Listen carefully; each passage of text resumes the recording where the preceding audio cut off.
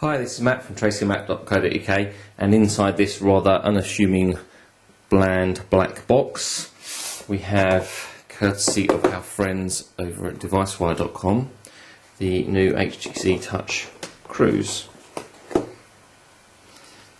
This device itself, as you can see, it's very similar in styling and design to the slightly older HTC Artemis. But we'll return to that in just a moment. I'll show you what else you get with the package. I should mention here at this point that this is a pre-release version of the Touch Cruise. So the actual packaging you will see, if you purchase one of these, obviously you'll get a nice coloured HTC box rather than the black, and you will get a lot more inside the box. But let's just quickly mention what there is inside the pre-release. There's the obligatory charger with that's obviously the mini USB charger. You have a headset, which is now the kind of HTC standard style headset with a button to press for answer and release calls, sliding volume control, obviously inline microphone. It is the extended USB or enhanced USB style connector. Branded headphones there. They are, reasonable quality. They look okay. Personally, I always replace headphones with my own headphones using an adapter. There are soft covers for the headphones. There is a screen protector. A couple of empty bags here, and that's about it. Obviously, with the release version, you will have manuals, getting started guides, CD-ROM with active sync, and spare stylus and so forth. We just return to the device. As you see, the front is rather shiny finish, very glossy. There's like a mirror finish around the screen itself. The screen being 2.8 inches diagonal. It is a 240x320 display. Underneath that, we have a spinning bezel, which is actually used in software as a kind of a scroll mechanism, I believe, and up and down, left right rocker, action button in the middle, center down phone keys as you'd expect, soft keys below that, and a GPS and Internet Explorer activation button, probably customizable there through software as to what they do. Stylus slides out the bottom. It is a full-size stylus, not a telescopic, which personally I do prefer. There's a camera button, obviously enables the camera application, and once activated, allows you to take the photos. Slot here for your micro SD card, and a cover there, just on the side. Top of the device here, just a simple power button, and on the other side there is a up-down jogger and a button for voice dial and so on, again customizable through software. The rocker is an up-down rocker as opposed to a kind of round scroll. On the back there, let's just mention quickly, there should obviously be a rubber cover over here. That's for your external antenna. There's also a cover over an external GPS antenna socket. Just below that you've actually got a 3 megapixel camera, which is, I guess, slightly unusual. They tend to be of the 2 megapixel variety. 3 megapixel with autofocus. Below that you've got a little mirror, again should you wish to take photos of yourself. I guess some people must do that. Just removing the back cover, it slides off like that, very simple. Battery's already installed. It's got a chunky battery, not ever so heavy, doesn't contribute too much towards the weight.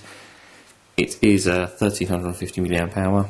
Obviously above that you've got your SIM card slot or socket.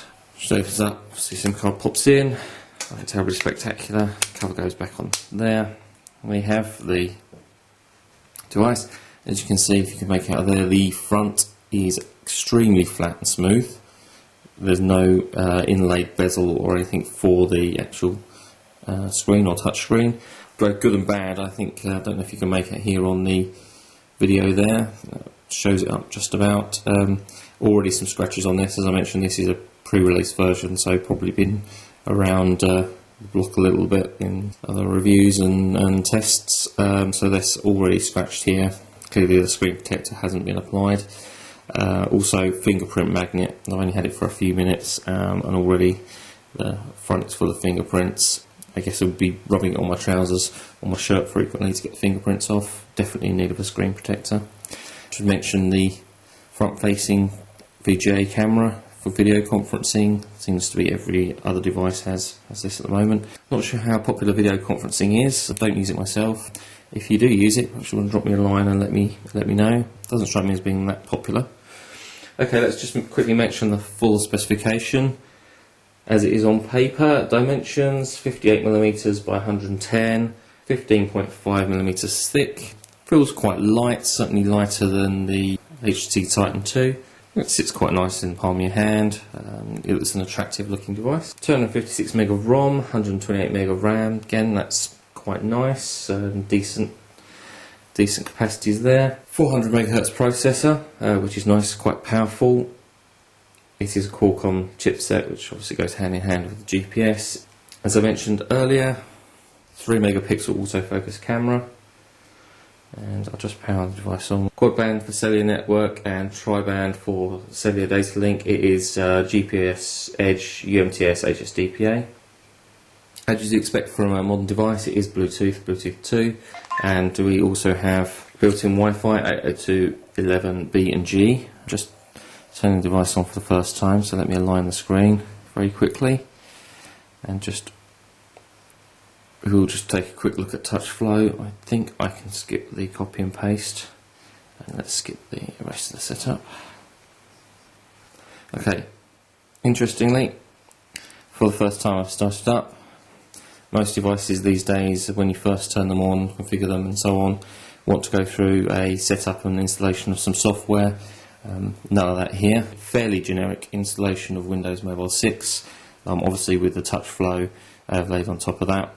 We just activate the cube. As we come to expect from the touch branded devices, there is the touch flow cube, and the swipe gestures do turn that on and off. We do have the tabs along the middle there for your home, weather, most used launched applications which you can customise.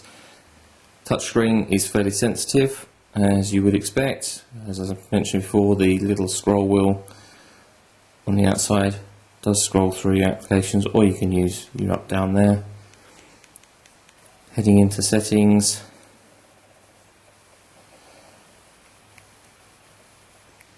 nothing terribly spectacular. There is a mention in system, obviously, of the GPS, and obviously also of touch flow.